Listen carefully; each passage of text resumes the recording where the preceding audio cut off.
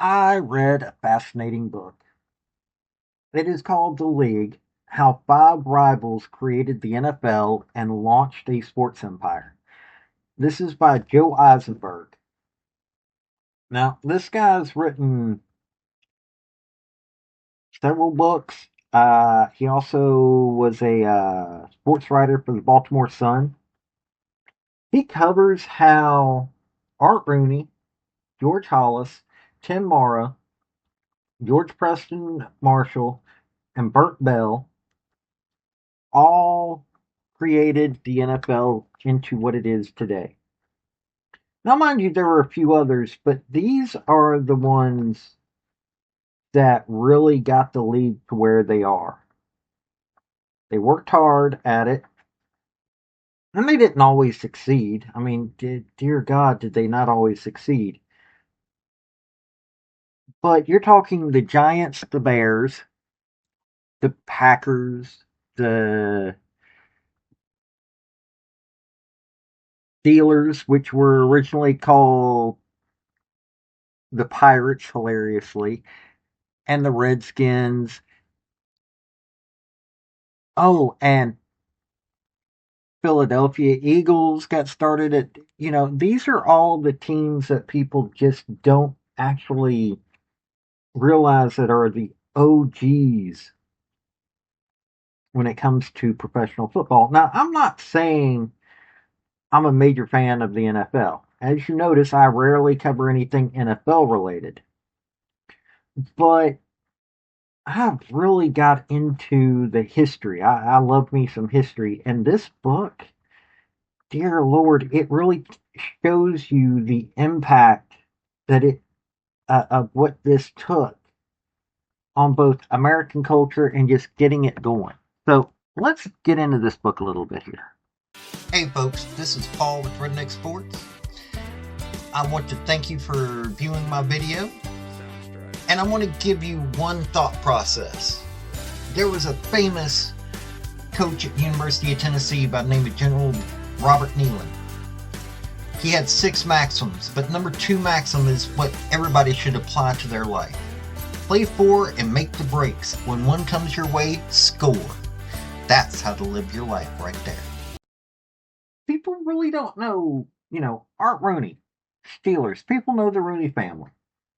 George Hollis with the Bears. Tim Mara with the Giants. Now, Tim Mara actually has a young lady who, well, she's not a young lady anymore, I guess. I mean, she's probably in her 30s now. But Kate Mara, the actress, that's his granddaughter. George Preston Marshall on the Redskins, who, by the way, got started in Boston and failed there, but he moved it to Washington. Burt Bell is known for or helped start the Eagles, but sold it, teamed up with Art Rooney, and then he became the commissioner. These 5 men, between gambling, trying to do some show business, barely getting by. Burt Bell was the child of some really famous folks in the Philadelphia area. He was a football player. George Hollis was just your average person. Art Rooney was an average person. Tim Mara was as well. And George Preston Marshall, well, he was just a strange dude. Racist, was the reason why there was an unofficial ban on black players for a long time, but his showmanship is a lot of the reason why it got noticed, and he was the one that tapped into the South when it came to pro football. George Hollis worked really hard. I mean, these 5 men gave up making themselves more successful so that the entire league could be successful. And you take a look at everything that they've created now, and it's like they had to go through the Great Depression. They had to go through World War II, which did nearly destroy them. And then to get into the 50s was a strain, but they got there. And once the 50s came around, they started moving up, and that was what it took.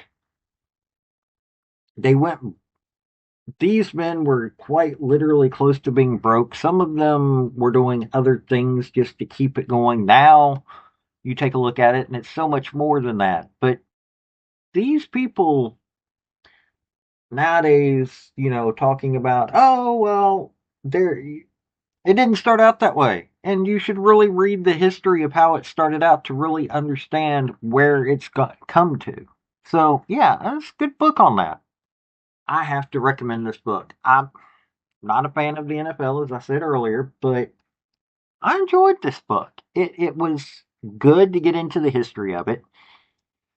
It got me understanding a few of the players of that time period, understood what America was like, especially on the sports side, because I like socioeconomic and political sides of history because it gets you really understanding everything. And the league, John Eisenberg did a really good job with this book.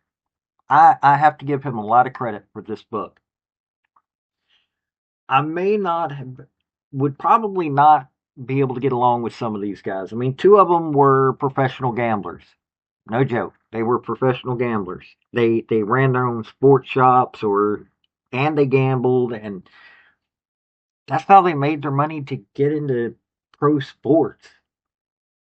George Preston Marshall I wouldn't have gotten along with because, well, this man was rabidly racist. Even though he loved the South, he was rabidly racist.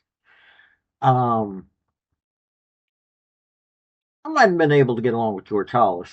Burt Bell, I think would have been interesting to get to know. I think all five of them would have been interesting to know. But John Eisenberg really painted a really good picture for these guys. So if you get a chance, pick up the book. It's not that long of a read, and it gets really fascinating, especially if you love football. This has been Paul with Redneck Sports. Y'all have a good day now. Bye. I want to thank you for watching my video. And if you like what you saw, like, subscribe, and comment. Y'all have a good day now.